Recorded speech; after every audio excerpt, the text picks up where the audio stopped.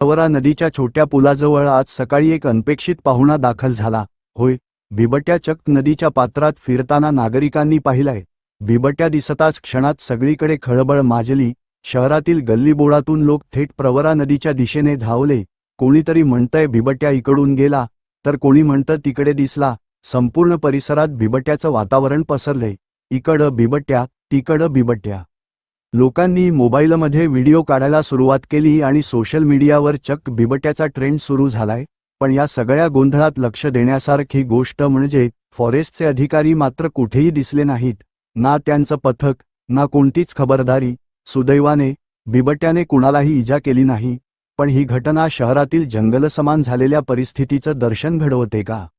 Days news मराठीवर आम्ही या घटनेचा व्हिडिओ आणि सविस्तर माहिती घेऊन येणारच आहोत. पण तोपर्यंत नागरिकांना विनंती, कृपया अशा घटनांमध्ये गोंधळ करू नका आणि स्वतःचा जीव धोक्यात घालू नका. जयसिंग दुधे, डेज न्यूज मराठी.